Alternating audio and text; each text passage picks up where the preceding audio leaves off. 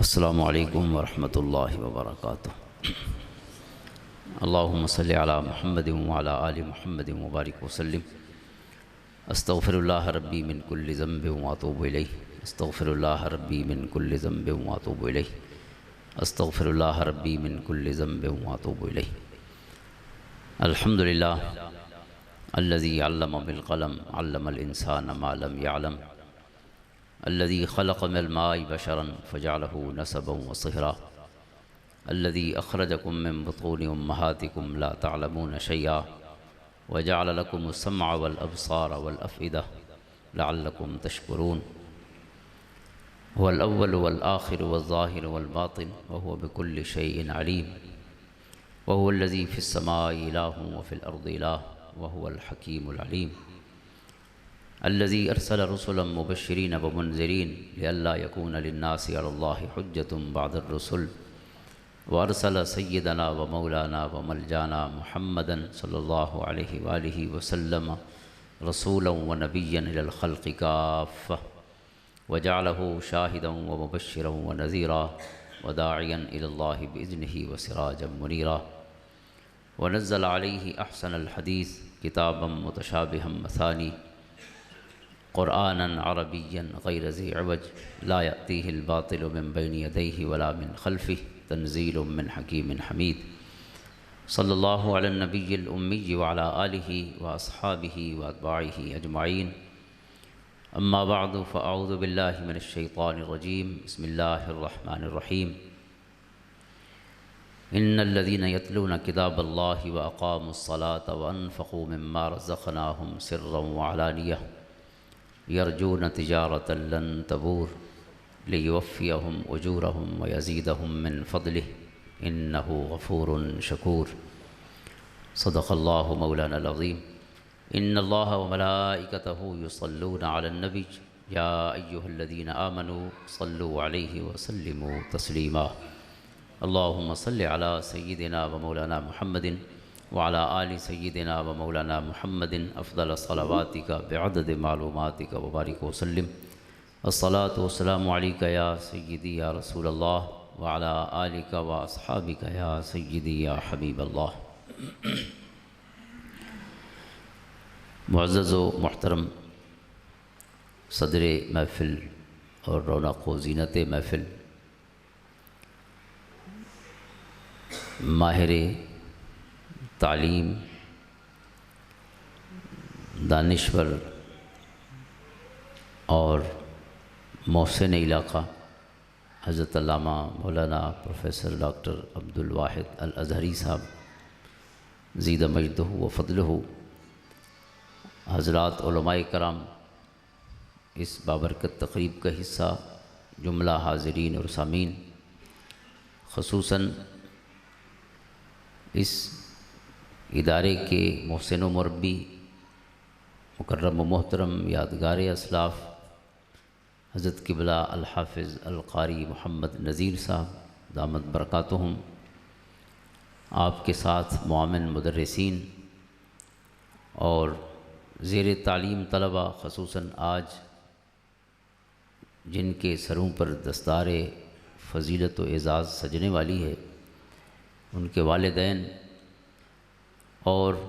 اس ادارے کے ساتھ وابستہ جملہ احباب، دعا ہے کہ رب کائنات اس ادارے کو تا قیامت قائم و دائم رکھے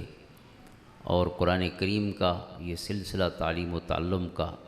ہمیشہ جاری رہے، اور جو اب تک کام ہو چکا ہے الحمدللہ، جیسے آپ نے ذکر سنا ہمارے نقیب محفل سے کہ 70 کے قریب حفاظ کرام اس سے پہلے سند فراغ و اعزاز و انعام حاصل کر چکے ہیں، اور مزید 2 حفاظ کرام جو ہیں آج ان کے حفظ قرآن کی یہ خصوصاً تقریب ہے۔ رب کائنات جو بچے پڑھ رہے ہیں انہیں اپنے والدین کی آنکھوں کی ٹھنڈک بنائے، اور اپنے گھر کے لیے، اپنے خاندان کے لیے، اپنے پورے علاقے کے لیے انہیں ایک تعارف اور پہچان بنائے، چونکہ جو لائق بچہ ہوتا ہے وہ پورے علاقے کا تعارف ہوتا ہے۔ جیسے انگریزی میں کہتے ہیں بھی سکسیس ہیز مینی فادرز، کامیابی کے بہت سے باپ ہوتے ہیں، جو کامیاب شخص ہوتا ہے ہر کوئی اس کے ساتھ تعلق اور رشتہ جوڑتا ہے کہ یہ ہمارا کزن ہے، یہ ہمارا پڑوسی ہے، یہ ہمارے شہر کا ہے، یہ ہمارے محلے کا ہے۔ لیکن نالائق آدمی بیچارے کو وہ فادر لیس ہوتا ہے، اپنا باپ بھی اسے اس کا تعارف نہیں کراتا کہ میں اس کا باپ ہوں۔ تو اس لیے جو اچھا بچہ ہے وہ اس اساتذہ کا بھی تعارف ہوتا ہے، والدین کا تعارف تو ہوتا ہے، استاد بھی اس کے نام سے پہچانے جاتے ہیں۔ کتنی ہستیاں ہیں ہم جن کا نام سنتے ہیں،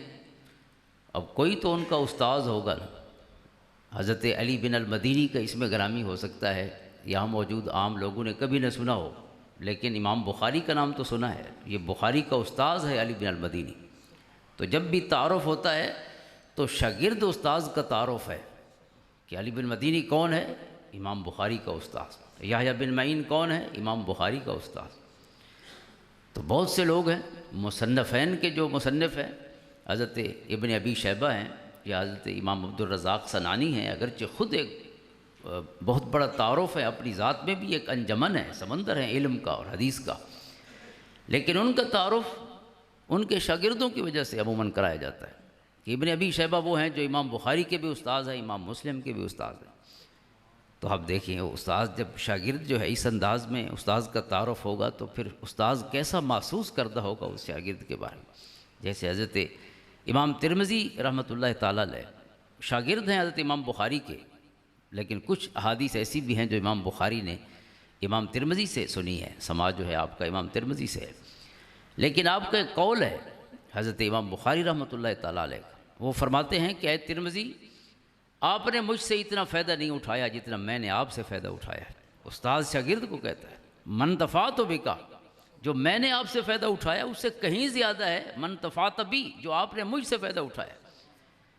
کیونکہ شاگرد بھی کچھ ایسے ہوتے ہیں کہ جو استاذ کے اندر کا سارا علم نکال دیتے ہیں۔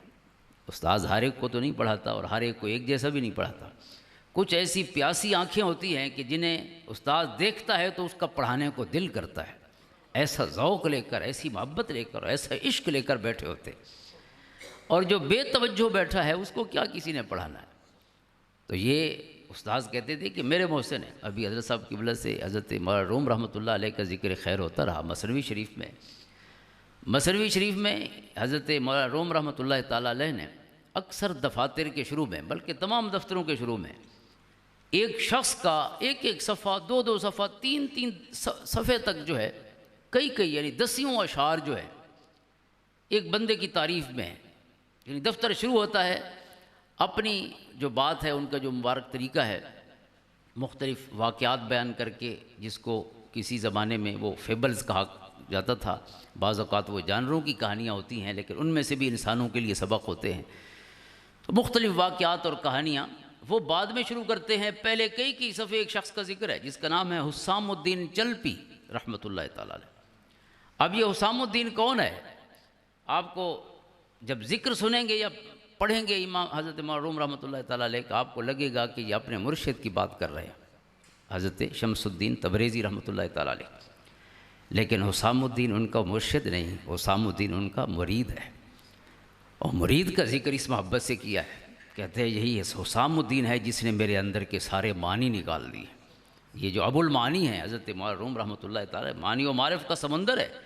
وہ کہتے ہیں یہ مجھے چپ نہیں بیٹھنے دیتا، ہر دفتر حسام الدین نے لکھوایا ہے مولانا روم رحمۃ اللہ تعالیٰ علیہ، گویا پوری امت کا اور تمام عشاق کا اور تمام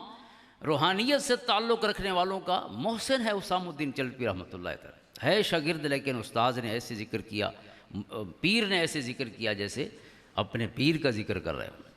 حاضرین محترم، تو اس لیے بہت سے بچے جو ہیں وہ والدین کا تعارف ہوتے ہیں۔ آپ خود سوچیں کہ جب کسی اعزاز کی وجہ سے کہا جائے گا کہ یہ فلاں کا باپ آ رہا ہے، تو آپ خود سوچیں کہ باپ کے سارا آسمان تک پہنچے گا کہ نہیں پہنچے گا۔ اس لیے ان بچوں کی محنت کی وجہ سے یا ان کے اپنی کام کے ساتھ اخلاص کی وجہ سے، یا جس کو ہم شوق کہیں، ذوق کہیں، اس کے ساتھ پڑھنے کی وجہ سے آپ خود سوچیں کہ کتنے لوگ ہیں جن کو عزت اور شرف مل جاتا ہے، آپ کا پورا علاقہ آپ کی وجہ سے پہچانا جائے، آپ کا شہر پہچانا جائے۔ اس لیے جو ذوق دلانے والے لوگ ہیں، پڑھانے والوں سے بھی زیادہ شوق دلانے والے لوگ بڑا کام کر جاتے ہیں، چونکہ جب کسی کو شوق ہو تو وہ اپنے مقصد کی چیز پہاڑ کی چوٹی بھی جا کے ڈھونڈ لیتا ہے، لیکن اگر اسے شوق نہیں ہے، چاہے امام بخاری کے قدموں میں بٹھا دیں، امام اعظم ابو حنیفہ کے قدموں میں اٹھا دیں، کچھ نہیں حاصل ہوگا،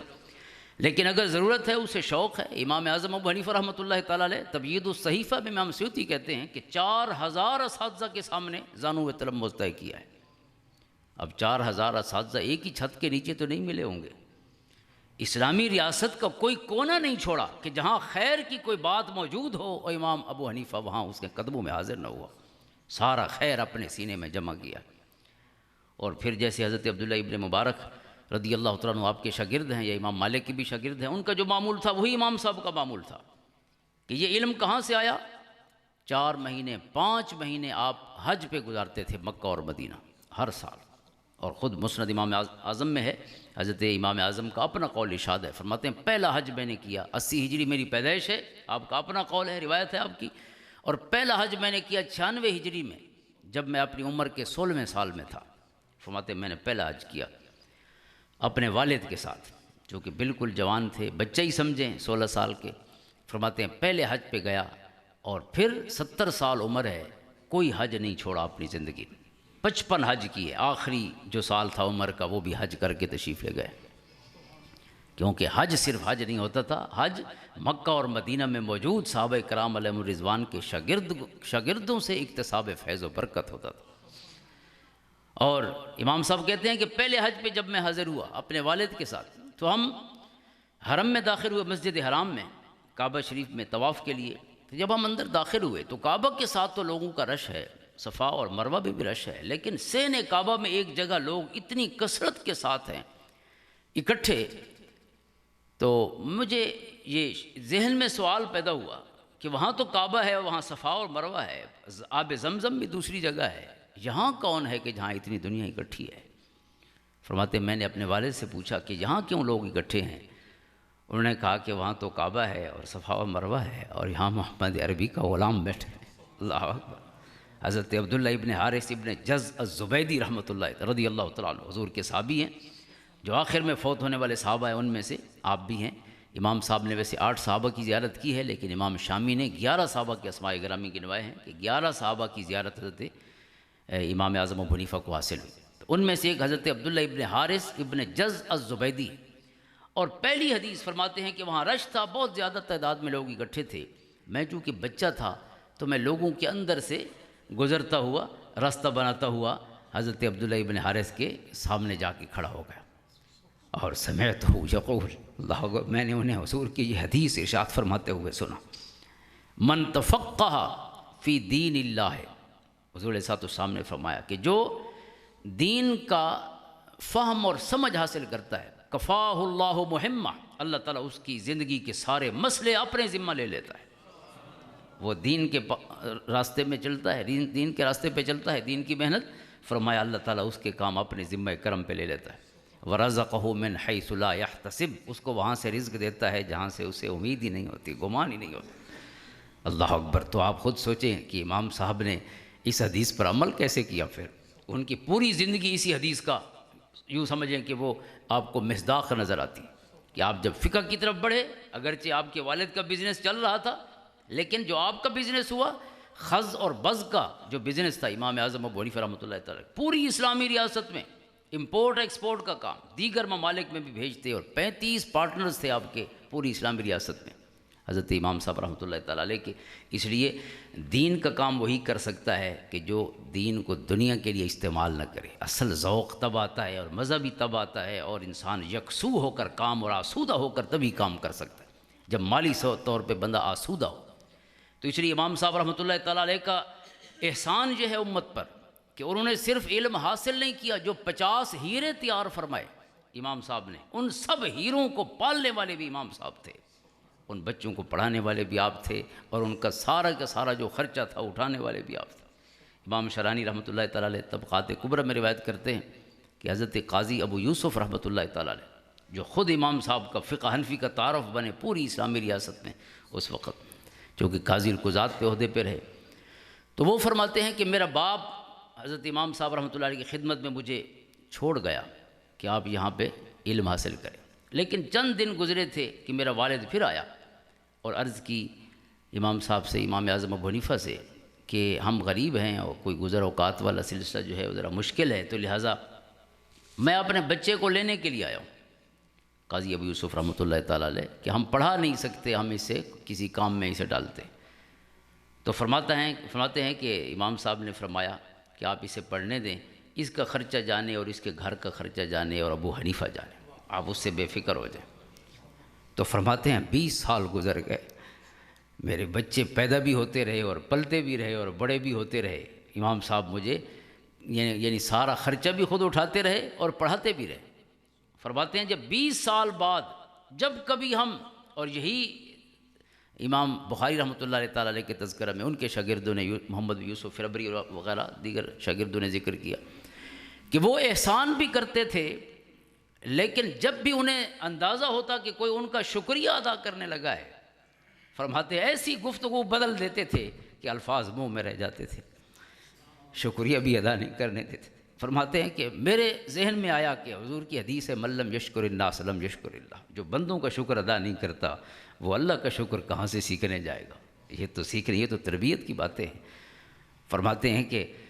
ایک دن میں نے کہا یہ حدیث پاک ہے، لہٰذا آج تو ہر طریقے سے شکر ادا کر کے ہی رہیں گے، کہ آپ کا شکریہ ادا کر کے رہیں گے کہ آپ نے نہ صرف پڑھایا ہے بلکہ ہمیں پالا بھی ہے، ہمارے بچے بھی آپ پالتے رہیں. تو فرماتے ہیں کہ جب میں نے یہ کلمات منہ سے ابھی آدھا جملہ ادا کیا تھا تو آپ نے مجھے روک لیا، فرمایا کہ رک جاؤ ابو یوسف، تم میری اس خدمت کو احسان کہہ رہے ہو، تم نے میرا استاذ نہیں دیکھا تھا. اللہ اکبر، تم حماد بن ابی سلیمان سے نہیں ملے، تم پھر اندازہ کرتے کہ احسان کیا ہوتا ہے. محسن تو وہ تھے جو میرے استاذ تھے، یہ تو کوئی خدمت نہیں جو میں نے کی ہے، اس کا تذکرہ بھی مت کرو. وہ حماد بن ابی سلیمان رحمۃ اللہ تعالیٰ علیہ کہ امام صاحب فرماتے ہیں کہ جب سے آپ اس دنیا ان کے ساتھ تعلق جو شاگردی کا قائم ہوا، فرماتے ہیں اس وقت سے میں ان کے اس سمت کی طرف میں نے کبھی پاؤں بھی دراز نہیں کیے جس طرح میرا استاذ رہتا ہے. یہ ادب کا عالم تھا اور محبت کا عالم تھا. اللہ اکبر کبیرہ. تو حاضرین محترم، یہ امام صاحب رحمۃ اللہ تعالیٰ جب 4000 اساتذہ کی خدمت میں پہنچے ہوں گے تو یہ اساتذہ ایک ہی چھت تلے تو نہیں ملے تھے، نہ ایک شہر میں ملے تھے. تو حج کا موقع کیا تھا؟ حج کا موقع سارے کا سارا پڑھنے پڑھانے کا موقع تھا. پھر واپس آتے اور پھر جو کچھ جتنے لوگوں سے ملتے. اب وسعت تو ذہن میں تب آتی ہے جب زیادہ سے زیادہ لوگوں کا نقطہ نظر سنتے ہیں، اور تعصب بھی ختم ہو جاتا ہے. کیونکہ تعصب کس سے پیدا ہوگا؟ جب آپ کسی سے دور ہوں گے. جب جس سے تعصب پیدا ہونا ہے، جب اسی کے قدموں میں بیٹھ کر اس کا فیض حاصل کریں گے تو تعصب کہاں سے پیدا ہوگا؟ اور وسعت نظری مختلف لوگوں کے پاس جا کر. تو امام صاحب صرف صحابہ کرام سے ہی اکتساب فیض نہیں فرمایا، تابعین، تبع تابعین، اس وقت جہاں جہاں آپ کو خیرات علم ملی، حضور علیہ السلام کی حدیث کا علم ملا، ہر جگہ تشریف لے گئے. اور اسی طرح امام بخاری رحمۃ اللہ تعالیٰ علیہ، آپ کے 2000 اساتذہ کا ذکر ہے. 2000 تو راویان حدیث ہیں جن سے امام بخاری نے حدیث لی ہے. تو اس لیے تو ہزاروں کی تعداد میں ان کے اساتذہ ہیں. تو اس کی وجہ کیا ہے؟ یہ وہ پیاس تھی علم کی، وہ جو شوق تھا، یہ وہ جذبہ تھا کہ جو کشاں کشاں لیے پھرتا تھا. اور یہ 1-2 دن کی بات نہیں ہے علم حاصل کرنا کہ بس یہ 8 سال ہے 9 سال ہے بات ختم ہو گئی. عمر بھر کا ساتھ ہے، نبھا سکو تو ساتھ دو، ہنسا سکو تو ساتھ دو، رلا سکو تو ساتھ دو. یہ 1-2 دن کی باتیں نہیں ہیں، یہ عمر بھر کا ساتھ ہے. علم کا سفر جو ہے یہ عمر بھر کا سفر ہے. وہ جیسے انگریزی میں کہتے ہیں لبرٹی کے لیے، اسٹیچو آف لبرٹی کے قدموں پہ لکھا ہوا ہے eternal vigilance is the price of Liberty, کہ آزادی کی قیمت کیا ہے. آزادی حاصل کرنا تو آسان کام ہے کہ آپ آزاد ہو گئے، لیکن اس کی قیمت کیا چکانا پڑتی ہے؟ Eternal vigilance. کہتے ہیں ہمیشہ جاگنا پڑتا ہے اس کی حفاظت کرنے کے لیے. یہ ایسی چیز نہیں ہے کہ یہ رکھ کے بھول جائیں، اس کے ساتھ پوری زندگی جاگنا پڑتا ہے. تو جتنا آزادی کے ساتھ جاگنا پڑتا ہے اس سے زیادہ علم کے ساتھ جاگنا پڑتا ہے. کیونکہ آپ کو مطالعہ کا شوق نہیں ہے تو مردہ علم کیا علم ہے؟ علم وہ ہے کہ جو ہر وقت تازے پانی کی طرف بہہ رہا ہو، تاکہ اس پانی کے اندر کبھی لم یتسنہ. قرآن نے جو جنت کی نہروں کا ذکر فرمایا ہے، جنت کی نہروں کا لم یتسنہ، ان کا نہ ذائقہ تبدیل ہوگا نہ ان سے بو پیدا ہوگی. وہ پانی ایسا ہوگا جو ہر وقت تر و تازہ ہوگا. تو علم وہ ہے جو ہر وقت فریش ہو. اس لیے پہلی صدیوں میں علم تو کہتے ہی اس کو تھے کہ جو انسان کے سینے میں ہوتا تھا. اگر کوئی شخص کہے کہ ٹھیک ہے میں آپ کو مسئلہ بتاؤں گا لیکن کتاب دیکھ کر بتاؤں گا، لائبریری میں کتاب دیکھ کر بتاؤں گا۔ اب سوال یہ تھا کہ کتاب تو میرے پیدا ہونے سے پہلے بھی پڑھی تھی، میرے پیدا ہونے اور پھر پڑھنے اور اس سارے پروسیس میں پھر بھی کتاب ہی دیکھ کے بتانا ہے تو کیا بتانا ہے؟ وہ کہتے تھے علم وہ ہے جو انسان کے سینے کے اندر محفوظ ہو، سینے میں، اور سینے میں محفوظ کرنے کے لیے ظاہر ایٹرنل ویجیلنس کی ضرورت ہے، ہمیشہ جاگنے کی ضرورت ہے، ہمیشہ چوکیداری کی ضرورت ہے، علم کی چوکیداری۔ جو محبت اور عشق والے لوگ، اب ان کے بھی جو شاگرد ہیں ذرا ان کو بھی دیکھیں کہ حضرت امام بخاری رحمۃ اللہ تعالیٰ علیہ سے جو بخاری سنی ہے، ایک دو بندے نے نہیں سنی، 90,000 کے قریب لوگوں نے، یعنی تقریباً 1,00,000 لوگوں نے امام بخاری کے منہ سے پوری بخاری سنی۔ اللہ، شاگردوں کی تعداد یہ، چونکہ آپ پوری اسلامی ریاست نے آپ نے اس کی قرات فرمائی ہے، کبھی مکہ میں، کبھی مدینہ میں، کبھی نیشا پور میں، کبھی اپنے بخارا ازبکستان کی طرف، لیکن آپ سے سننے والے امام مسلم نے بھی آپ سے سنی ہے، اور کئی شاگرد ہیں۔ لیکن جس شاگرد کی بخاری آج میرے اور آپ کے گھر میں موجود ہے، جس کی روایت ہے، وہ ایک ہی شاگرد ہے، محمد بن یوسف فربری رحمۃ اللہ تعالیٰ علیہ۔ اب شاگرد تو ظاہر ہے بہت سے ہوں گے ان کے، جب 90,000 کے قریب لوگوں کا ذکر ہے تو پھر 90,000 میں سے ایک بندہ چنا گیا ہے کہ جس کو یہ شرف حاصل ہوا کہ استاذ کا پورا تعارف کائنات میں قیامت تک وہ شاگرد رہے گا، چونکہ اس نے کہا ہے قال ابو عبداللہ۔ آپ دیکھیں گے بخاری کی حدیثیں شروع ہوتی ہیں قال ابو عبداللہ، یہ کون کہہ رہا ہے؟ قال ابو عبداللہ، محمد بن یوسف فربری کہہ رہے ہیں۔ اسی طرح موطا امام مالک جو ہے، امام مالک سے 1,000 سے زیادہ لوگوں نے موطا سنی ہے، لیکن جو موطا کے ناقل ہیں، راوی ہیں، جن کی روایت چلی ہے، جن کی روایت کو موطا امام مالک کی سند یا اس کا تعارف حاصل ہے، وہ ہیں حضرت امام یحییٰ بن یحییٰ الاندلسی رحمۃ اللہ تعالیٰ، جن کا تعلق اندلس سے تھا، اسپین سے، آج کا اسپین جو ہے ہسپانیہ، یہاں سے تعلق تھا، یعنی بر اعظم اور ہے، بر اعظم یورپ سے تعلق تھا۔ کہاں سے سفر کر کے؟ المغرب سے، تیونس اور مراکش سے ہوتے ہوئے، پھر مصر سے ہوتے ہوئے، شام سے گزرتے ہوئے کہاں؟ مدینہ طیبہ پہنچے حضرت امام مالک کی خدمت میں۔ 1,000 سے زیادہ لوگوں نے امام مالک رحمۃ اللہ تعالیٰ علیہ سے حدیث سنی ہے، میں نے پورا ان کا موطا جو ہے وہ سماعت کیا ہے، لیکن نقل کرنے کا، بلکہ استاذ کا پورا خزانہ اس یقین اور کانفیڈنس کے ساتھ ہر کوئی لیتا ہے کہ یہ امام مالک ہی کی حدیث ہے۔ کس کی زبان پہ اعتماد کرتے ہیں؟ امام یحییٰ بن یحییٰ الاندلسی۔ بندے تو اور بھی تھے، کوئی شک نہیں، سب محبت سے پڑھنے والے تھے، لیکن بیسٹ آف دا بیسٹ کی بات ہے۔ یہ جو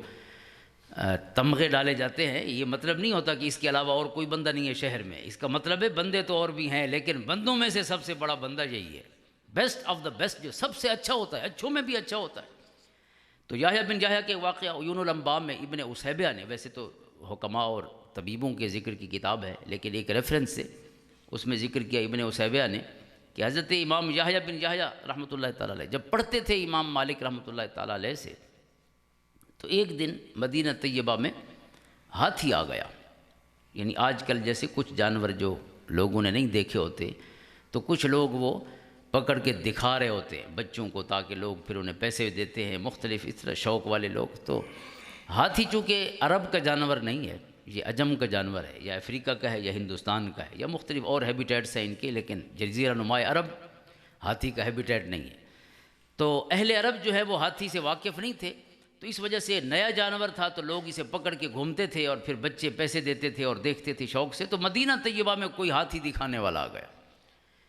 تو کوئی آواز لگی، تو امام مالک رحمۃ اللہ تعالیٰ علیہ کا درس کا وقت ختم ہوا، یا آپ نے خود اجازت فرمائی شاگردوں کو کہ تم میں سے بھی کوئی ہاتھی دیکھنا چاہتا ہو تو دیکھ آئے۔ فرماتے ہیں کہ سارے اٹھ کے آپ نے اجازت دی تو ہاتھی دیکھنے چلے گئے۔ امام صاحب اپنے نوٹس کی طرف، جو کاغذ تھے ان کے احادیث جن پہ لکھی تھی، اس طرف مصروف ہو گئے۔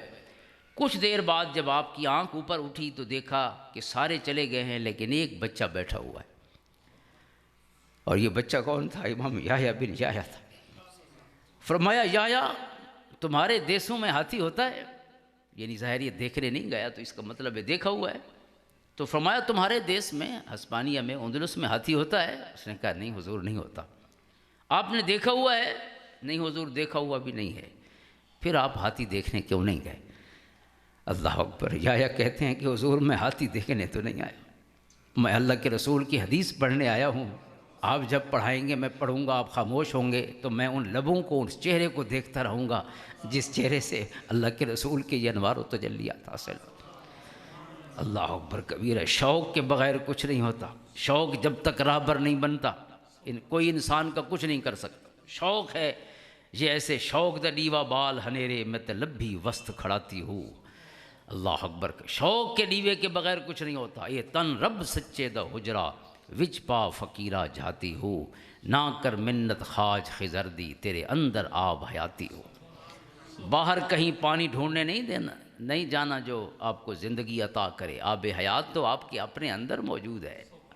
اللہ اکبر، نہ کر منت خواج خضر دی تیرے اندر آب حیاتی ہو، شوق دا ڈیوا بال ہنیرے میں تلبھی وسط کھڑاتی ہوں۔ اندھیروں میں شوق کا چراغ جلائیے، ساری گم شدہ چیزیں آپ کو مل جائیں گی، ساریاں پھٹیاں شہیں لپوں سے۔ مرن تھی اگے مر گئے باہو جنہ حق دی رمز پچھاتی ہو۔ اپنی میں کو، اپنی انا کو انہوں نے قتل کر دیا۔ اب ہم کیا کرتے ہیں، پوری زندگی اپنی آسائشوں کی تسکین اور اس کی تیاری میں گزر جاتی ہے، ان کے حصول میں گزر جاتی ہے، پوری زندگی اسی کام میں گزر جاتی ہے۔ اور امام بخاری کہتے ہیں کہ 40 دن ایسے گزرتے تھے کہ ہمیں کھانے کو کوئی چیز نہیں ملتی تھی، درختوں کے پتے کھاتے تھے کئی دفعہ۔ امام ابو حاتم فرماتے ہیں کہ ایک دفعہ ہم 3 شاگرد تھے، ایک دفعہ ہم نے ایک درس سے 3 یا 4 جگہ ہم مختلف اساتذہ کے پاس جاتے تھے۔ ایک جگہ ہم درس کے لیے گئے، جب واپس آ رہے تھے تو راستے میں بندہ مچھلیاں بیچ رہا تھا، تو ہم نے کہا مچھلی خرید لیتے ہیں، جا کے پکائیں گے۔ کہتے ہیں ہم نے مچھلی خرید لی، اور جب اپنی فرودگاہ پہ اپنے گھر جہاں ٹھہرے ہوئے تھے وہاں پہنچے تو دوسرے درس کا ٹائم ہو گیا، تو ہم وہاں چلے گئے۔ وہاں سے واپس آئے تو پھر اور درس کا ٹائم تھا، جب اس کے بعد واپس آئے تو 3-4 گھنٹے ٹوٹل سوتے تھے، تو پھر ہم نے کہا بس سو جاتے ہیں۔ اس طرح 3 دن گزر گئے، مچھلی پکانے کا ٹائم نہیں ملا۔ کہتے ہیں آخر ہم نے کہا کہ یہ خراب ہو جائے گی، ہم نے کچی مچھلی کھا لی، پکائی نہیں، اسے کچا ہی کھا لیا۔ یہ ذوق کی کیفیات ہم سمجھ ہی نہیں سکتے۔ امام دارقطنی رحمۃ اللہ تعالی فرماتے ہیں کہ میں مدینہ طیبہ میں ایک درس حدیث میں تھا ایک محدث کے پاس، اور پتہ چلا کہ مدینہ طیبہ میں ایک اور محدث ہیں جو اپنے حج کے سفر میں تھے، اور وہ کچھ دن مسجد نبوی میں انہیں قیام کرنا تھا، 8-10 دن کا قیام تھا۔ اب مسئلہ یہ تھا کہ ہم اس محدث کے پاس حدیث سن رہے تھے آلریڈی، اب اس محدث کا بھی کونے میں درس شروع ہو گیا، اب ہم اس کو بھی نہیں چھوڑ سکتے تھے اور اس کو بھی چھوڑنے کو دل نہیں کرتا تھا۔ اب ہم نے کہا کیا کریں، درمیان میں بیٹھ گئے، اس کو بھی سنتے تھے اور اس کو بھی سنتے تھے، اور اللہ کی قسم ہے نہ اس کا کوئی لفظ ہم نے گم ہونے دیا، نہ اس کا کوئی لفظ گم ہونے دیا۔ اللہ، دونوں نوٹس اکٹھے لیتے رہے، یہاں تک کہ ایک واقعہ آپ اسماعیل صفار کا فرماتے ہیں کہ لکھ رہے تھے ان کے درس میں، فرماتے ہیں ایک اور موقع یہ آیا کہ ایک پوری کتاب جو ہے مجھے ملی، اور جس سے کتاب ملی اس بندے نے بھی جانا تھا، جیسے چونکہ مدینہ طیبہ آنے جانے والے لوگ زیادہ ہوتے تھے، زیارت کے لیے آئے اور ہفتہ 10 دن مہینہ ٹھہر کے چلے گئے، تو میں نے اس کتاب کو نقل کرنا تھا۔ اس وقت چھاپہ خانے تو نہیں تھے، کتاب ملتی نہیں تھی، اب جس کی کتاب تھی وہ کتاب دے تو سکتا تھا، لیکن اس نے 8-10 دن بعد واپس لے لی تھی، لہٰذا ایک طرف درس ہوتا تھا، دوسری طرف کتاب کو نقل کرنا تھا۔ تو کہتے ہیں کہ میں نے ساتھ ہی دونوں کام شروع کر دی، ادھر استاذ کو سن رہا ہوں، اس کی حدیثیں لکھ رہا ہوں، ادھر اس کتاب کو بھی اپنے پاس نوٹ کر رہا ہوں۔ کہتے ہیں ساتھ بیٹھے ایک ہم سبق نے مجھے کہا کہ آپ کے بیٹھنے کا کیا فائدہ ہے کہ نہ یہ کام پورا ہوگا نہ وہ کام پورا ہوگا، آپ کتاب اس کو نوٹ کر رہے ہیں، استاذ کے پاس بیٹھے ہوئے ہیں، تو آپ اس سے تو کچھ حاصل نہیں کر رہے۔ کہتے ہیں میں نے اس سے پوچھا کہ چلو آپ تو ایک ہی استاذ کو سن رہے ہیں، تو آپ بتائیں اس وقت تک استاذ نے کتنی حدیثیں پڑھائی ہیں جب سے شروع کیا ہے؟ کہتے ہیں اس کو پتہ نہیں تھا۔ میں نے اسے کہا استاذ نے 18 حدیثیں سنائی ہیں، اور پہلی یہ ہے اور آخری یہ ہے۔ تو یعنی آپ جب شوق سے سنتے ہیں اور توجہ سے سنتے ہیں تو انسان کے اندر تو اللہ نے بڑی صلاحیتیں رکھی ہیں۔ انسان تو حسن تخلیق کا شاہکار ہے، وہ صرف ظاہر کی بات نہیں ہے، اس کے اندر بھی پتہ نہیں کیا کیا خزانے ہیں۔ اللہ تعالیٰ نے اسے کائنات کا ہیرو ایسے تو نہیں بنا دیا، اور اپنا نائب زمین میں اللہ نے مقرر فرمایا ہے تو کسی وجہ سے، اور اس کو جو مسجود ملائکہ بنایا ہے تو علم کی وجہ سے بنایا ہے۔ وعلم آدم الاسماء کلھا، تو لہٰذا جو علم کے راستے پہ چل پڑا ہے، جیسے حدیث پاک بھی عرض کی ہے کہ جو فقہ القرآن والحدیث کے راستے پہ چل پڑا ہے، اللہ فرماتا ہے اس کا سارا جو کام ہے وہ میرے ذمہ کرم پہ ہو گیا۔ تو پھر فکر کیا ہے جب اللہ فرماتا ہے کہ اس کے مہمات جتنے اہم کام ہیں میرے ذمہ، اس کا رزق بھی میرے ذمہ، تو اور رہ کیا جاتا ہے؟ من یتوکل علی اللہ فہو حسبہ، جو اللہ پہ بھروسہ کر لیتا ہے اللہ اس کے لیے کافی ہو جاتا ہے۔ بس یہی کام مشکل ہے، من یتوکل مشکل ہے، آگے تو کوئی مسئلہ ہی نہیں ہے، وہ تو اس کا وعدہ ہے۔ من یتوکل علی اللہ فہو حسبہ، اللہ کا وعدہ ہے۔ اور ان اللہ بالغ امرہ، قرآن کہتا ہے اللہ تعالیٰ تمام کاموں کو منطقی نتیجے پر پہنچاتا ہے، راستے میں نہیں چھوڑتا کسی چیز کو۔ ہم تو ادھورا چھوڑ دیتے ہیں کہ ابھی مزید کام نہیں ہوتا، بس آدھا کام کیا اور پھر یا دل اٹھ گیا اس سے، یا ہم تنگ ہو گئے کہ یہ بہت زیادہ محنت چاہتا ہے لہٰذا ہم نے اسے چھوڑ دیا۔ فرمایا یہ خالق کائنات کی صفت یہ ہے کہ ان اللہ بالغ امرہ، وہ ہر معاملے کو اپنے نتیجہ اور انجام پر خوبصورتی کے ساتھ پہنچا دیتا ہے۔ تو اس لیے جب وہ ہمارے کام اپنے ذمہ لے لے تو پھر اور کیا چاہیے۔ حاضرین محترم، یہ قرآن والوں کی محفل ہے، اور جو قرآن والے ہیں وہ اللہ والے ہیں۔ جو اللہ کی کتاب کے خادم بن جاتے ہیں ان کے لیے کیا مسئلہ ہو سکتا ہے؟ قرآن کریم فرماتا ہے ان الذین یتلون کتاب اللہ واقاموا الصلاۃ وانفقوا مما رزقناہم سرا وعلانیہ یرجون تجارۃ لن تبور، بے شک جو لوگ اللہ کی کتاب پڑھتے ہیں، جو نماز قائم کرتے ہیں، اور جو مخفی بھی اور ظاہر بھی اللہ کے راستے میں مال خرچ کرتے ہیں، یرجون تجارۃ لن تبور، وہ ایسی تجارت کر رہے ہیں، ایسا کام کر رہے ہیں، ایسا کاروبار کر رہے ہیں کہ جس میں گھاٹا کوئی نہیں ہے، خسارہ کوئی نہیں۔ ہر کام میں خسارہ ہو سکتا ہے، قرآن پڑھنے والے کا کوئی خسارہ نہیں۔ یرجون تجارۃ لن تبور لیوفیہم اجورہم، اللہ تعالیٰ ان کا اجر، ان کی مزدوری پوری پوری عطا فرمائے گا۔ اور پھر وَيَزِيدَهُم مِّن فَضْلِ، فرمایا یہ تو مزدوری ہے، وہ صرف مزدوریاں نہیں دیتا، وہ اپنا فضل بھی شامل کرتا ہے، اپنا فضل بھی شامل کرتا ہے۔ ان اللہ لا یظلم مثقال ذرہ وان تک حسنۃ یضاعفها ویؤت من لدنہ اجرا عظیما۔ حضرت عبداللہ ابن عباس رضی اللہ تعالیٰ عنہ فرماتے ہیں کہ سورۃ نساء کی 8 آیتیں ایسی ہیں کہ ہی خیر لہذہ الامت مما طلعت علیہ الشمس وغربت، اس دنیا میں جن چیزوں پر سورج طلوع ہوتا ہے اور غروب ہوتا ہے، یعنی ساری دنیا سے زیادہ 8 آیتیں امت مسلمہ کے لیے ہر چیز سے بڑھ کر ہے اور اعلیٰ و افضل ہے۔ وہ سورۃ نساء کی آیتیں، ساری فرماتے ہیں سورۃ نساء کی آیتیں، ایک ان میں سے یہ ہے۔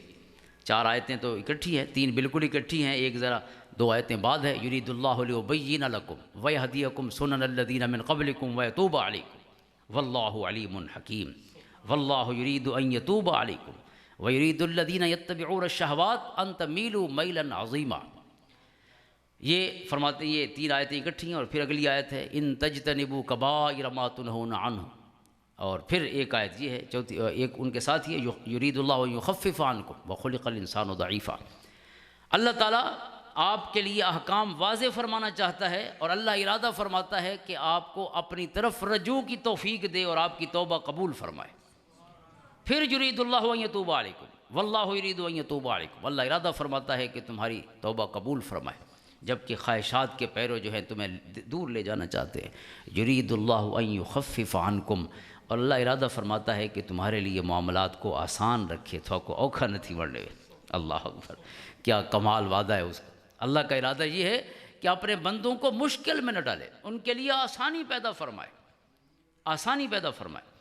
کیونکہ اسے پتہ ہے وَخُلِقَ الْإِنسَانُ ضَعِيفًا، کہ انسان کو کمزور پیدا کیا گیا ہے، تو کمزور بندے پر زیادہ بوجھ نہیں ڈالنا چاہیے، یہ اس کا فیصلہ ہے، رب کا فیصلہ ہے۔ یرید اللہ بکم اليسر ولا یرید بکم العسر، اور ما یرید اللہ ان یجعل علیکم من حرج، اللہ تعالیٰ تمہیں تکلیف میں نہیں ڈالنا چاہتا، ما جعل علیکم فی الدین من حرج، اس لیے دین کی اصل جو ہے، حضرت امام احمد ذاخر رحمۃ اللہ تعالیٰ علیہ نے فتاوی رضویہ میں کتاب النکاح میں ایک جگہ بحث فرمائی ہے کہ دین کی اصل جو ہے وہ تضییق اور تشدید نہیں ہے، دین کی اصل تیسیر ہے، دین کی اصل رفق ہے۔ اس لیے آپ فرماتے ہیں کہ اگر علماء کے فتاوی موجود ہوں تو جس فتوے میں بندوں کے لیے آسانی ہو وہ فتویٰ لینا چاہیے، اس کو مفتہ بہ بنانا چاہیے۔ فرماتے ہیں یہی ہمارے بزرگوں کا طریقہ ہے کہ مفتہ بہ قول وہ ہے کہ جو اللہ کے بندوں کے لیے آسان ہو، چونکہ شریعت کی جو بیس ہے، جو بنیاد ہے، جو فاؤنڈیشن ہے، جو روح ہے، وہ ہے یرید اللہ ان یخفف عنکم، اللہ تمہیں مشکل میں نہیں ڈالنا چاہتا، تمہارے لیے آسانیاں اور تخفیف کا معاملہ فرماتا ہے۔ اور چوتھی آیت وہ ہو گئی ان تجتنبوا کبائر ما تنہون عنہ نکفر عنکم سیئاتکم وندخلکم مدخلا کریما، اگر تم بڑے گناہوں سے بچتے رہو تو چھوٹے گناہ وہ خود معاف کر دے گا۔ چھوٹے گناہ معاف کر دے گا۔ وَنُدْخِلْكُمْ مُدْخَلًا کریما، مدخل کریم تمہیں بہت ہی عزت والی جگہ میں داخل فرما دے گا۔ یہ 4 آیتیں ہو گئیں، چوتھی آیت پھر 5ویں ہے، ان اللہ لا یضرب مثقال ذرہ وان تک حسنۃ یضاعفها ویؤت من لدنہ اجرا عظیما۔ اللہ اکبر، کمال احسان ہے رب کا، وہ فرماتا ہے کہ اللہ ذرہ بھر بھی کسی پر زیادتی نہیں فرماتا، اگر کوئی ایک ہی نیکی لے کے آئے گا یضاعفها، اللہ تعالیٰ اسی کو دگنا فرماتا چلا جائے گا، ویؤت من لدنہ اجرا عظیما، اس میں اپنا اجر عظیم داخل فرما دے گا، شامل اس کا فضل شامل ہے، لیوفیہم اجورہم ویزیدہم من فضلہ۔ یہ 5 آیتیں ہوں گی۔ 6ٹھی آیت ہے ان اللہ لا یغفر ان یشرک بہ ویغفر ما دون ذلک لمن یشاء، اللہ تعالیٰ شرک معاف نہیں کرے گا، باقی سارے گناہ جس کے لیے چاہے گا معاف فرما دے گا۔ امید والی ہے۔ یہ 6 ہو گئیں۔ 7ویں ہے ومن یعمل سوءا او یظلم نفسہ، جو اپنے جان پر ظلم کر لے یا یعنی گناہ کبیرہ کر لے، برائی کا ارتکاب کر لے، ثم یستغفر اللہ، اور پھر اللہ تعالیٰ اسے توفیق دے اپنے حضور دامن پھیلانے کی۔ فرمایا جس نے گناہ کرنے کے بعد اس کے حضور اپنی جھولی پھیلا دی ہے، ثم یستغفر اللہ یجد اللہ غفورا رحیما، فرمایا اللہ کی مغفرت اور اس کی رحمت عطا ہونے میں دیر نہیں لگی۔ 7 آیتیں ہوں گے۔ 8ویں آیت ہے والذین آمنوا باللہ ورسلہ ولم یفرقوا بین احد منہم اولئک سوف یؤتیہم اجورہم وکان اللہ غفورا رحیما، جو اللہ اور رسولوں پر ایمان لائے اور ایمان لانے میں رسولوں میں فرق نہیں کیا، انہیں اللہ تعالیٰ اجر عطا فرمائے گا، وہ بخشنے والا مہربان ہے۔ یہ ہے حضرت عبداللہ ابن عباس کا قول، اور ایک قول ہے حضرت عبداللہ ابن مسعود رضی اللہ تعالیٰ عنہ، محدث و مقری کوفہ، حضرت عبداللہ ابن مسعود رضی اللہ تعالیٰ عنہ، انہوں نے 5 آیتوں کا ذکر کیا، باقی تو وہی ہیں ان میں سے، لیکن ایک آیت ان میں ایک قول کے مطابق ڈیفرنٹ بھی ہے، وہ بھی سورۃ نساء کی آیت ہے وَلَوْ أَنَّهُمْ إِذ ظَلَمُوا أَنفُسَهُمْ جَاءُوكَ فَاسْتَغْفَرُوا اللَّهَ وَاسْتَغْفَرَ لَهُمُ الرَّسُولُ لَوَجَدُوا اللَّهَ تَوَّابًا رَحِيمًا۔ فرماتے ہیں یہ بھی بہت مہنگی آیت ہے، ساری دنیا ایک طرف مما طلعت علیہ الشمس وغربت، جن چیزوں پر سورج طلوع و غروب ہوتا رہا ہے اور ہوتا رہے گا، ان ساری چیزوں سے بڑھ کر مہنگی ہے کہ جو محمد عربی کے قدموں میں آ گیا اور اللہ سے گناہوں کی معافی مانگ لی، وَاسْتَغْفَرَ لَهُمُ الرَّسُولُ، اور رسول اکرم صلی اللہ علیہ وسلم کے مبارک لب بھی ہل گئے اس کے حق میں، لوجد اللہ تواب الرحیمہ، توبہ اور رحم عطا ہونے میں دیر نہیں لگی۔ فرماتے یہ بھی بہت امید والی آیت ہے اور بہت مہنگی آیت ہے۔ ویسے حضرت عبداللہ ابن مسعود رضی اللہ تعالیٰ عنہ کے بارے میں معجم کبیر میں ہے، چونکہ قرآن کریم کی محفل ہے تو آپ پہلے مقری ہیں، کوفہ کے پہلے مقری، حضرت عمر رضی اللہ تعالیٰ نے آپ کو معلم بنا کر اور مقری بنا کر بھیجا تھا، قرآن بھی پڑھاتے تھے، حضور کی حدیث بھی پڑھاتے تھے صلی اللہ علیہ وسلم، کوفہ میں حضرت عبداللہ ابن مسعود رضی اللہ تعالیٰ تو آپ کے بارے میں ہے کہ انہو کان یقرئ الرجل الآیات ثم یقول، کہ جب بچے کو قرآن پڑھاتے نا حضرت عبداللہ ابن مسعود تو جو آیت بھی پڑھاتے، ظاہر ایک ایک آیت کر کے 2 2 3 3 کر کے بچے پڑھتے، آہستہ آہستہ پھر رواں ہوتے ہیں، تو جب بھی کوئی آیت پڑھاتے تو فرماتے لہی خیر مما طلعت علیہ الشمس، بچے کو کہتے کہ بیٹا ساری دنیا سے یہ آیت مہنگی ہے، ساری دنیا ایک طرف اور یہ آیت ایک طرف، حتی یقول ذالک فی القرآن کلہ، یہاں تک کہ یہ 6236 ہر آیت کے بارے میں کہتے کہ یہ جو آیت ہے نا یہ ساری دنیا سے مہنگی ہے، یہ جو آیت ہے یہ ساری دنیا سے مہنگی ہے، وہ کوئی شک نہیں چونکہ سارا قرآن ہی ساری دنیا سے مہنگا ہے، ساری دنیا مخلوق ہے اور قرآن مخلوق نہیں، یہ خالق کی صفت ہے، یہ خالق کی صفت ہے، اس لیے قرآن سے عشق کرنے والے لوگ تھے کہ آپ جب قرآن پڑھاتے تو آپ کی آنکھوں سے آنسو جاری رہتے۔ آپ خود سوچیں نا، یہ شوق دلانے کے لیے تھا نا کہ بیٹا یہ عام چیز نہیں جو تم پڑھنے لگے ہو، انا اعطیناک الکوثر، یہ عام آیت نہیں ہے، وہو الذی یقبل التوبۃ عن عبادہ ویعفو عن السیئات ویعلم ما تفعلون، یہ عام آیت نہیں ہے، وہو الذی ینزل الغیث من بعد ما قنطوا وینشر رحمتہ، یہ عام آیت نہیں ہے۔ اللہ اکبر کبیرہ، ہر آیت کے لیے کہتے کہ یہ بہت مہنگی ہے، یہ بہت مہنگی ہے، یہ بہت مہنگی ہے، تاکہ اس کا ذوق جو ہے اور شوق جو ہے وہ سلامت رہے اور جوان رہے، محبت کے ساتھ پڑھے۔ اور حضرت ویسے تو قرآن کریم سے جو عشق کرنے والے لوگ صحابہ کرام علیہم الرضوان سے بڑھ کر کون ہو سکتا تھا، جنہوں نے حضور کے لبوں سے قرآن سماعت فرمایا، کیا کیفیت ہوتی ہوگی۔ حضرت عبداللہ ابن شداد کہتے ہیں کہ میں نماز پڑھ رہا ہوں حضرت عمر رضی اللہ تعالیٰ عنہ کے پیچھے، یہ ابن حجر عسقلانی نے فتح الباری میں ایک جگہ روایت فرمایا، فرماتے ہیں کہ سمعت نشیج عمر وانا فی آخر الصفوف، میں جو صفیں تھیں صبح کی نماز تھی اور آخری صفوں میں تھا کہیں، عبداللہ ابن شداد کہتے ہیں۔ اور صبح کا قرآن تو آپ کو پتہ ہے، قرآن جس وقت بھی پڑھا جائے خالق کی کائنات کرم فرماتا ہے، چونکہ قرآن تو اللہ کا قرب ہوتا ہے، قرآن والے جو ہیں وہ اللہ والے ہیں۔ ابن ماجہ کی حدیث ہے ان للہ اہلین من الناس، لوگوں میں کچھ لوگ ہیں جو اللہ والے ہیں۔ عرض کی کہ من ہم یا رسول اللہ، وہ کون لوگ ہیں؟ فرمایا ہم اہل القرآن اہل اللہ و خاصتہ، فرمایا جو قرآن والے ہیں وہی اللہ والے ہیں، وہی اللہ کے خاص بندے ہیں جن کو اللہ نے اپنا قرب عطا فرما دی۔ قرآن کا قرب کس کا قرب ہے؟ کس کا کلام ہے؟ جو حدیث پڑھتے ہیں وہ کس کا کلام؟ محمد عربی صلی اللہ علیہ وسلم کی صحبت میں گویا بیٹھے۔ اس لیے الوجالۃ النافیہ میں شاہ عبد العزیز محدث دہلوی نے ایک شعر لکھا ہے، فرماتے ہیں اہل الحدیث ہمو اہل الحدیث ہمو اہل النبی وان لم یصحبوا نفسہ انفاسہ صحبوا، فرماتے ہیں کہ جو حدیث والے ہیں وہ رسول والے ہیں،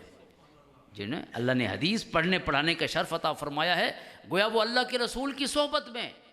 اگرچہ فرماتے ہیں وَإِن لَمْ يَصْحَبُوا نَفْسَهُ، اگرچہ حضور کی ذات کی صحبت ان کو حاصل نہیں ہو سکی کہ وہ صحابی بنتے، لیکن ان کا شرف یہ ہے کہ انفاسہ صاحبو، حضور کی ذات کی صحبت تو نہیں مل سکی لیکن حضور کے انفاس کی صحبت مل گئی ہے، صبح شام حضور کی سانسوں کے جرمٹ اور محبت اور نور میں بیٹھے۔ باتوں کے ساتھ سانسیں بھی تو ہوتی ہیں، جب منہ سے لفظ نکلتے ہیں تو سانس بھی ہوتی ہے۔ فرماتے ہیں آج تک حضور کے مبارک لفظوں کے ساتھ حضور کے سانسوں کا نور موجود ہے، لہذا جتنی دیر ان کے ساتھ ہیں اتنی دیر خود حضور علیہ السلام کی مبارک انفاس کے ساتھ۔ تو قرآن والے جو ہیں وہ رحمان والے ہیں، وہاں اللہ کی باتیں ہیں۔ اور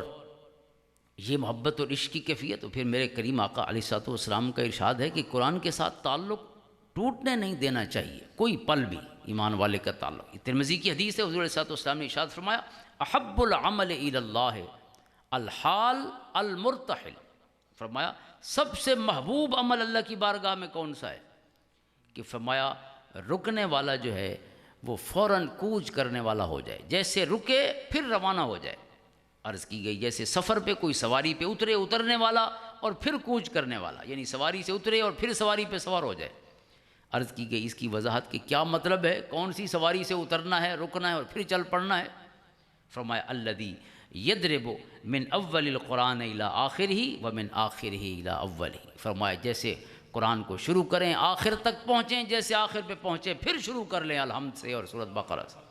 کوئی محفل آپ کی قرآن کے خاتمے کی محفل نہ ہو، ہر محفل قرآن کے ساتھ جو سفر ہے محبت کا دوبارہ شروع کرنے کی محفل۔ کلما حل ارتحل، یہ ہمارے احباب، ہمارے ہاں یہ الحمدللہ خوش قسمتی سے طریقہ ہے کہ ایک چھوٹا ختم پڑھا جاتا ہے، یہ چند آیات آخری قرآن کی اور پھر پہلی آیات پڑھی جاتی ہے۔ اس حدیث کی وجہ سے ہے کہ حضور نے فرمایا قرآن کا جو تعلق ہے، رفاقت ہے، وہ ختم نہ ہونے پائے۔ جیسے قرآن ختم کرو، تراویح میں بھی اسی طرح ہوتا ہے۔ ہمارے صاحب بہار شریعت نے بھی لکھا، ہمارے دیگر علماء فقہا نے لکھا کہ آخری جو دو گانا پڑھا جائے تراویح کا، اس حدیث پر عمل کی وجہ سے آخری صورت پڑھ کے یا دو صورتیں پڑھ کے، قل اللہ احد کے بعد والی دو صورتیں یعنی سورۃ فلق اور سورۃ ناس، یہ دو صورتیں پڑھ کے یا تین یا جتنی بھی پڑھیں آخر میں پہلی رکعت میں، پھر جو آخری رکعت ہے سب سے، پھر آپ سورۃ بقرہ کی ابتدائی آیات پڑھ لیں، کیونکہ قرآن سے تعلق ٹوٹنا نہیں۔ کلما حل ارتحل، فرمایا جیسے سفر ختم ہو پھر سفر شروع کر دیا جائے۔ قرآن کا سفر اور مومن کا تعلق کبھی ختم نہیں ہونا چاہیے۔ حضور علیہ السلام کی پوری زندگی قرآن اترتا رہا ہے، حالانکہ کسی نبی کو اللہ تعالیٰ نے اس انداز میں اپنا کلام عطا نہیں فرمایا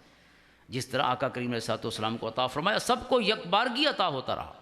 جس کو قرآن کریم نے انزل ینزلو کے ساتھ تعبیر فرمایا ہے۔ لولا نزل علیہ القرآن جملۃ واحدہ، کفار نے سوال کیا کہ آپ کو قرآن اکٹھا کیوں نہیں ملتا؟ سب نبیوں کو تو ایک ہی دفعہ اللہ نے دے دیا تھا۔ قرآن کریم نے اس کا جواب عطا فرمایا، کذالک لنثبت بہ فؤادک ورتلناہ ترتیلا۔ اے محبوب یہ کہتے ہیں کہ آپ کو قرآن اکٹھا کیوں نہیں ملتا، جبکہ آپ کہتے ہیں ما کنت بدعا من الرسل، میں کوئی نئی قسم کا نبی نہیں ہوں، جیسے وہ نبی تھے میں بھی ویسے ہی نبی ہوں۔ قل ما کنت بدعا من الرسل، لیکن اس کے بعد آپ کے ساتھ یہ معاملہ مختلف کیوں ہے کہ انہیں اللہ نے ایک ہی دفعہ انجیل دے دی، ایک ہی دفعہ زبور دے دی، ایک ہی دفعہ تورات دے دی، ایک ہی محفل میں دے دی، 40 راتوں کے مجاہدے کے بعد اللہ نے عطا فرما دی، لیکن آپ کو اللہ تعالیٰ روز کچھ آیتیں کیوں دیتا ہے، کبھی 4 کبھی 5 کبھی 10 کبھی پوری سورہ مبارکہ۔ تو اللہ نے اس کا جواب دیا، کذالک لنثبت بہ فؤادک ورتلناہ ترتیلا، اے محبوب انہیں کہو عقل کے اندھوں کو کہ ایک دفعہ ملنے اور بار بار ملنے کا ایک ہی مزہ ہوتا ہے، ہم چاہتے ہیں کہ اپنے محبوب سے ہمارا تعلق مسلسل رہے، آپ کے قلب اطہر کو ہم تثبیت عطا فرماتے رہے۔ دوسری جگہ فرمایا وقرآنًا فرقناہ لتقرأہ علی الناس علی مکث ونزلناہ تنزیلا، اے محبوب ہم قرآن آپ کو اکٹھا نہیں دیتے، فرقناہ ہم نے الگ الگ کر دیا ہے، بیت العزہ پہ پڑا ہوا ہے آسمان دنیا پہ، لوح محفوظ سے آسمان دنیا پہ لیلۃ القدر کی رات آ گیا، لیکن اس کے بعد ہم نے کہا کہ اب الگ الگ کر کے دینا ہے۔ حضور کے وصال تک امام سیوطی فرماتے ہیں کہ آخری آیت حضور کے وصال سے 3 گھنٹے پہلے اتری ہے، 9 بجے کے قریب حضور کا وصال ہے، پیر کے دن صبح ایک روایت کے مطابق، اور 6 بجے یہ آیت کریمہ 3 گھنٹے پہلے، واتقوا یوما ترجعون فیہ الی اللہ ثم توفی کل نفس ما کسبت وہم لا یظلمون، یہ آیت کریمہ حضور کے وصال سے 3 گھنٹے پہلے اتری، یعنی آپ کی حیات مبارکہ بعثت کے بعد مسلسل قرآن کی صحبت میں رہی۔ یہ تو ہے قرآن کے نزول کا مسئلہ، جو قرآن کی تلاوت کا مسئلہ ہے، میرے کریم آقا نے کس محبت سے اور کس کثرت سے قرآن کو پڑھا ہے، اپنے غلاموں کو سکھایا ہے اور پڑھایا ہے، اس کا تو ہم اندازہ ہی نہیں کر سکتے۔ لہٰذا قرآن کے ساتھ تعلق قائم رکھنا چاہیے، لیکن جو صبح کا ٹائم ہے، قرآن کہتا ہے ان قرآن الفجر کان مشہودا، صبح کے وقت اللہ کے فرشتے آتے ہیں جو قرآن کریم کی تلاوت سماعت فرماتے ہیں۔ اس لیے اگر کسی امام صاحب کے پیچھے کھڑے والے جو صف ہے اس میں 1-2-4 بندے ہی کھڑے ہوں تو پریشان نہیں ہونا چاہیے، ان کو نہ دیکھے ان کو دیکھے، جو صفوں کی صفیں جو ہیں آپ کی پوری مسجد کو بھرے ہوں گی اللہ کے فرشتوں کی، قرآن سننے کے لیے آتے، ذوق سے قرآن پڑھنا چاہیے، مختلف مقامات سے قرآن، کبھی مکی صورتیں، کبھی مدنی صورتیں، کبھی احکام والی آیتیں، کبھی مختلف واقعات ان کے جو سبق حاصل ہوتے ہیں وہ آیات، اور اسی طرح کبھی واقعہ میں عرض کر رہا تھا کہ حضرت عمر رضی اللہ تعالیٰ عنہ نے وہ فرماتے ہیں عبداللہ ابن شداد کہ سورۃ یوسف شروع فرمائی آپ نے، نحن نقص علیک احسن القصص، قرآن نے کہا کہ اب ہم آپ ہونا سطح کو سب تو سونا قصہ سنانے ہیں۔ اللہ کیا انداز ہے، نحن نقص علیک احسن القصص، اے محبوبہ وہ کہانی سنانے لگے ہیں جس سے بہتر نہ کوئی کہانی ہے اور نہ کوئی سنا سکا ہے۔ اللہ کہانی بھی عجیب ہے اور سنانا بھی عجیب ہے، ایسی کوئی سنا بھی نہیں سکے گا۔ گویا دنیا کی ساری کہانیوں میں یہ منفرد کہانی ہے، کیونکہ اس نے سنائی ہے کہ جو سچا ہے، ہر کہانی میں کچھ سپرفلوس ایلیمنٹس ہو سکتے ہیں، کوئی بڑھائی دیتے ہیں زیب داستان کے لیے چیزیں ہو سکتی ہیں، لیکن یہ اس کی کہانی سنائی ہوئی ہے، من اصدق من اللہ حدیثا، من اصدق من اللہ قولا، قیلا، اس کے قول سے بڑھ کر کوئی قول نہیں ہے، اس کی حدیث سے بڑھ کر کوئی حدیث نہیں۔ تو لہٰذا اس نے یہ قصہ سنایا، حضرت عمر نے یہ سورہ مبارکہ شروع فرمائی اور فرماتے ہیں میں آخری صفحے میں ہوں، اور جب اس آیت پر پہنچے قال انما اشکو بثی وحزنی الی اللہ، فرماتے انی سمعت نشیج عمر، میں نے حضرت عمر کی چیخ سنی پچھلی صفوں میں۔ جب اس آیت پہ پہنچے، حضرت یعقوب علیہ السلام کا دکھ ہے جسے قرآن نے بیان فرمایا، ایک بیٹا پہلے گم ہے، دوسرا بیٹا بھی بٹھا لیا گیا، اب دونوں بیٹے چلے گئے، لیکن کہتے کیا ہے، ہر بیٹے کے گم ہونے پر کہتے ہیں فصبر جمیل، ہم نے شور شرابہ نہیں کرنا، ہم صبر کرنے والے، واللہ المستعان، اور یہاں کہتے ہیں عسى اللہ ان یأتینی بہم جمیعا، یہ مقام امید و یقین ہے۔ بچے بتاتے ہیں کہ آپ کے دوسرے بیٹے، وہ جو سگے بیٹے حضرت یوسف علیہ السلام کے تھے، حضرت بنیامین علیہ السلام، انہیں بٹھا لیا ہے عزیز مصر نے،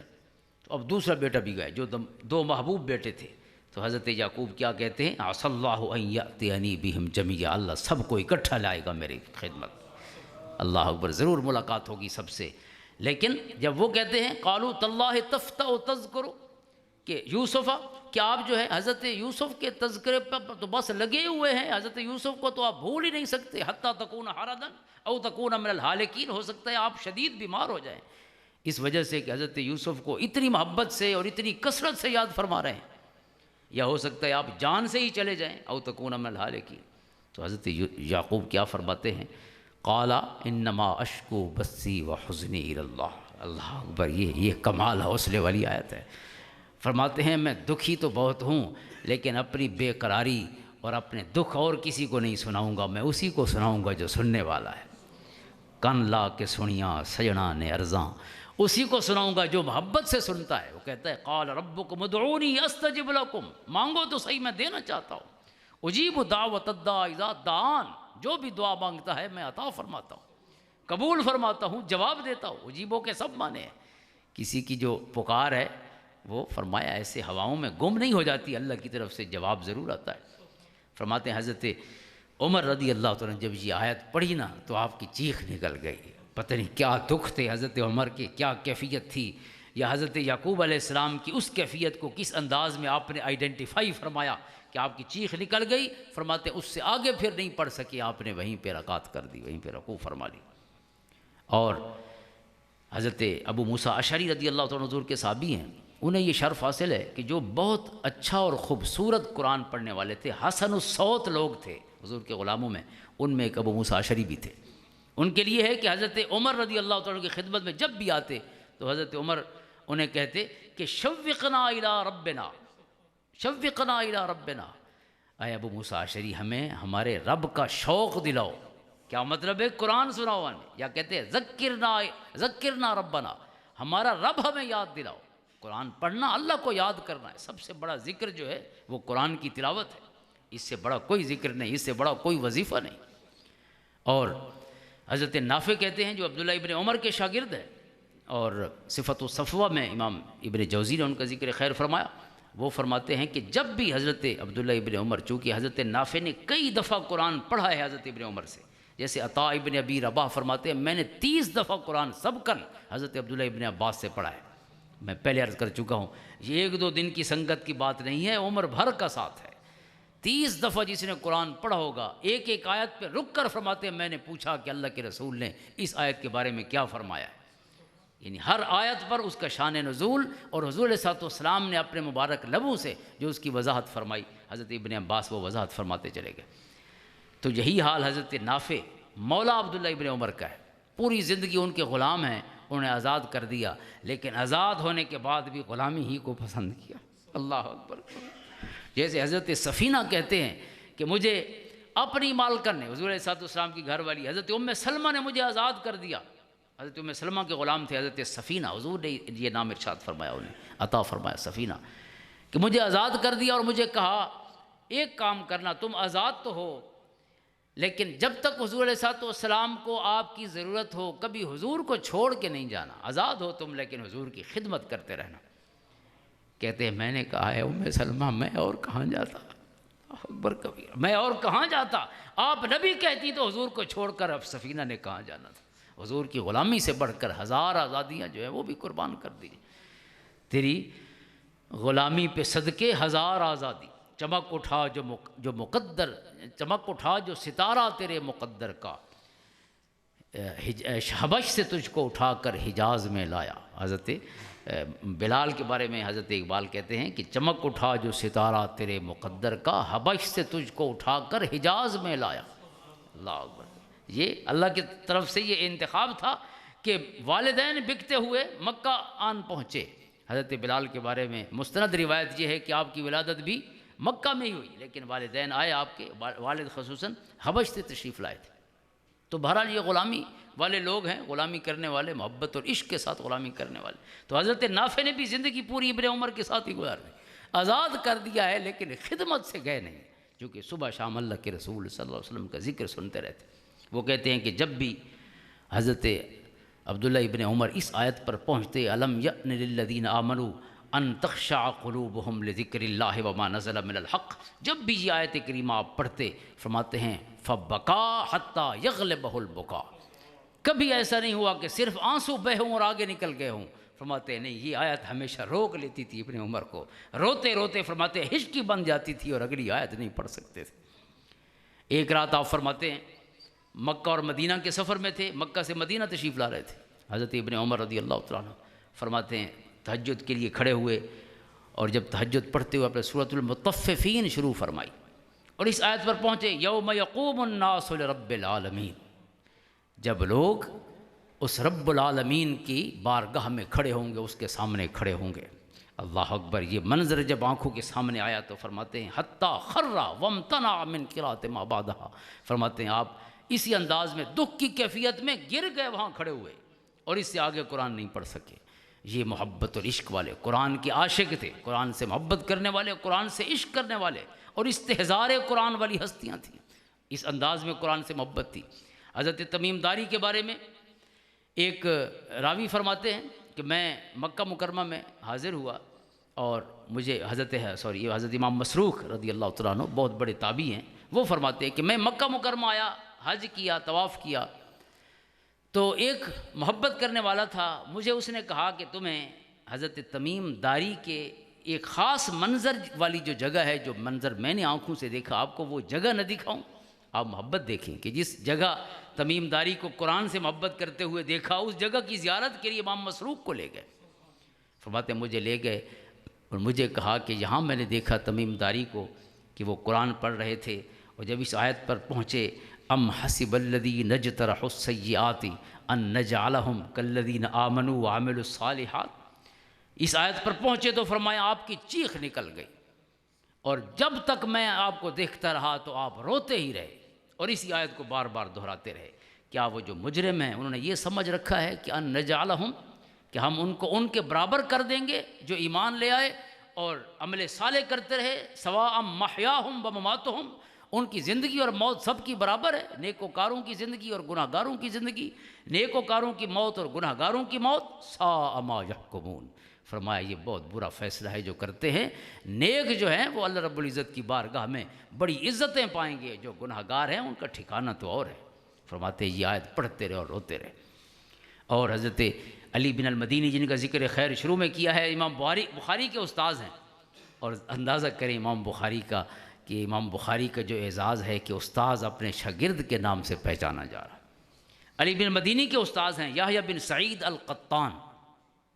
بہت بڑے محدث ہیں، بلکہ اسماء الرجال کا انہیں موجد کہا جاتا ہے، علم ہے اسماء الرجال کا، اس پہ خصوصاً جرح و تعدیل کے باب میں سب سے پہلے جن کے اس پر نوٹس ہیں یا آراء ہیں وہ یحییٰ بن سعید القطان ہے، اگرچہ گفتگو اس سے پہلے ہوتی رہی لیکن آپ کو موجد کہا جاتا ہے۔ یحییٰ بن سعید القطان کے شاگرد جو امام بخاری کے استاذ ہیں، علی بن مدینی کہتے ہیں کہ ہمارے استاذ حدیث کے تو امام تھے، قرآن کے بھی ان سے بڑھ کر کوئی نہ قاری تھا نہ کوئی مقری تھا، جب قرآن پڑھتے تھے تو سماع باندھ دیتے تھے۔ فرماتے ایک دفعہ حدیث پڑھاتے رہے، آپ نے کلام فرمایا راویان حدیث پر، آخر میں کسی شاگرد نے عرض کی حضور اب تھوڑا سا قرآن بھی سنا دیجیے اب۔ فرماتے ہیں آپ نے سورۃ دخان سنائی اب، اور یہ پڑھتے ہوئے جب اس آیت پر پہنچے ان یوم الفصل میقاتہم اجمعین یوم لا یغنی مولا عن مولا شیئا ولا هم ینصرون الا من رحم اللہ انہ هو العزیز الرحیم۔ فرماتے ہیں جب اس آیت پہ پہنچے تو آپ نے رونا شروع کیا، یہاں تک کہ آپ کا جو رونا تھا اس نے آپ کو پکڑ لیا، یعنی آگے نہیں پڑھ سکے، یہاں تک فرماتے ہیں کہ آپ بے ہوش ہو گئے، اس آیت پر بے ہوش ہو گئے حضرت یحییٰ بن سعید القطان۔ فرماتے ہیں جب ہوش آیا تو پھر بھی آپ کی زبان پر یہی آیت مبارکہ تھی، ان یوم الفصل میقاتہم اجمعین، وہ جو فیصلے کا دن ہے جب سب لوگ اپنے رب کے سامنے کھڑے ہوں گے، کوئی دوست کسی کے کوئی کام نہیں آئے گا، یوم لا یغنی مولا عن مولا شیئا ولا هم ینصرون، نہ کسی کی مدد ہوگی الا من رحم اللہ، مگر اللہ جس پر رحم فرمائے گا اسے اس مشکل دن بھی اللہ تعالیٰ دوست بھی دے دے گا اور مدد بھی عطا فرما دے گا، جس پر اللہ کا فضل ہوگا اس کا رحم ہوگا۔ اسی طرح کئی قرآن سے محبت اور عشق کرنے والے صحابہ میں، تابعین میں، ہمارے ائمہ میں، امام اعظم ابو حنیفہ کا جہاں وصال ہوا، امام شارانی لکھتے ہیں 7000 قرآن آپ نے پڑھے تھے اس جگہ جس جگہ امام اعظم ابو حنیفہ کی روح مبارک کف سے انسی سے پرواز کرتی۔ اور ابن حجر اسقلانی ہدی الساری میں کہتے ہیں کہ حضرت امام بخاری رحمۃ اللہ تعالیٰ علیہ کی قرآن سے محبت کا یہ عالم تھا کہ جب رمضان مبارک کا مہینہ آتا تو پورا مہینہ آپ صبح و شام اٹھتے بیٹھتے امام بخاری کا تعلق قرآن سے ہی ہوتا۔ فرماتے ہیں پہلی رات ہی آپ کے احباب آپ کے پاس اکٹھے ہوتے اور آپ ہر رات 10 پارے قرآن کریم کے پڑھتے، 3 راتوں میں قرآن ختم فرماتے، اور فرماتے ہیں کہ جب تراویح میں قرآن 10 پارے ختم ہوتے اسی وقت ہی ایک الحمد سے لے کر ایک قرآن شروع کر دیتے روزانہ۔ اگلے دن فرماتے ہیں تراویح سے پہلے ایک پورا قرآن پھر پڑھ لیتے، ایک قرآن روزانہ پڑھتے، 24 گھنٹے میں ایک قرآن ختم کرتے اور 10 پارے جو ہے وہ تراویح میں تلاوت فرماتے۔ فرماتے ہیں یہ آخری رات تک امام بخاری کا یہ معمول ہوتا، گر تم ہی خواہی مسلمان زیستن نیست ممکن جز بقرآن زیستن، کوئی مسلمان بھی رہنا چاہے اور قرآن کو چھوڑ کے رہنا چاہے۔ حضرت اقبال کہتے ہیں کہ اے چو شبرم بر زمیں افتندئی در بغل داری کتاب زندئی، اے شبرم کی طرح زمین پر گرے ہوئے شخص، تمہیں پتہ ہے کہ در بغل داری کتاب زندئی، تمہاری بغل میں وہ کتاب ہے جو خود بھی زندہ ہے اور مرے ہوں کو نئی زندگی عطا کرنے والی کتاب ہے۔ آن کتاب زندہ قرآن حکیم، حکمت او لا یزال است و قدیم، حرف اورا ریب نئے تبدیل نئے، آیا شرمندہ تعویل نئے۔ یہ وہ زندہ کتاب ہے کہ جو اس کی حکمت لا یزال است و قدیم، ہر چیز پرانی ہو سکتی ہے، ہر چیز آؤٹ ڈیٹڈ ہو سکتی ہے، لیکن قرآن کبھی آؤٹ ڈیٹ نہیں ہوگا۔ قرآن روزانہ آج کی کتاب ہوگی، بلکہ مستقبل کی کتاب ہوگی۔ ان ھذا القرآن یہدی للتی اقوم، یہ وہ صحیح ترین راستہ دکھانے والی کتاب ہے۔ ان ھذا صراطی مستقیما فاتبعوہ، اسی راستے پر چلتے چلے جاؤ، اس پر کوئی موڑ نہیں آئیں گے۔ لا تتبعوا السبل فتفرق بکم عن سبیلی، دائیں بائیں مت موڑنا ورنہ گم ہو جاؤ گے۔ اسی راستے کو پکڑ کے جانا جو قرآن کا راستہ ہے، یہی رحمان کا راستہ ہے، یہی محمد عربی صلی اللہ علیہ وسلم کا راستہ ہے۔ اس لیے جو بھی جس علم کے بھی ماہر تھے مسلمان علماء، قرآن کے ساتھ سب کا ایک جیسا عشق اور محبت کا تعلق تھا۔ اور آخری بات، قرآن کریم نے اپنے محبوب علیہ الصلوۃ والسلام کو اللہ نے قرآن میں ارشاد فرمایا فَإِذَا فَرَغْتَ فَانْصَبْ وَإِلَىٰ رَبِّكَ فَارْغَب۔ اس کا کیا مطلب ہے؟ اے محبوب، جب تبلیغ کے کام سے فارغ ہو جاؤ، جب لوگوں تک اللہ کا پیغام پہنچا چکو، ظاہر یہ روزانہ کا معمول تھا میرے کریم آقا صلی اللہ علیہ وسلم کا، آپ کا فرض منصبی تھا۔ فَإِذَا فَرَغْتَ فَانْصَبْ، اے محبوب جب بھی اللہ کے دین کی خدمت سے فارغ ہو جاؤ تو پھر اللہ کی عبادت میں لگ جایا کرو، اللہ کے ذکر میں لگ جایا کرو، نوافل میں لگ جایا کرو۔ وَإِلَىٰ رَبِّكَ فَارْغَب، اپنے رب کی طرف راغب ہو جایا کرو۔ علماء فرماتے ہیں کہ یہ اللہ کے رسول کو حکم ہے کہ اس کے بعد وہ قرآن پڑھیں، عبادات فرمائیں، اللہ کا ذکر کریں اور نماز پڑھیں۔ تو اس لیے ہر مقری کو، ہر قاری کو، ہر مدرس کو، ہر معلم کو، ہر فقیہ کو، اور قیامت تک کے لیے جو بھی دین کی کوئی خدمت کرے اسے یہ حکم ہے فَإِذَا فَرَغْتَ فَانْصَبْ۔ صرف یہ نہ ہو کہ یہ میکینیکل پروسیس بن جائے تعلیم و تدریس، کہ ہم آئے 9 بجے شروع کیا کام اور 3 بجے چھٹی، اور اس کے بعد جیسے دنیا والے جیتے ہیں ویسے بھی ہم جیتے ہیں۔ فرمایا نہیں، یہ معاملہ نہیں۔ جب قرآن کی تدریس سے، حدیث کی تدریس سے، فقہ کی تدریس سے، صرف و نحو پڑھانے سے فارغ ہو جاؤ، علوم ہوں، فنون ہوں، یا نقلی علوم ہوں، یا وہ آقا کریم صلی اللہ علیہ وسلم کے عطا فرمودہ یا وہ عقلی علوم ہوں، جب بھی پڑھانے سے فارغ ہو جاؤ فَإِذَا فَرَغْتَ فَانْصَبْ،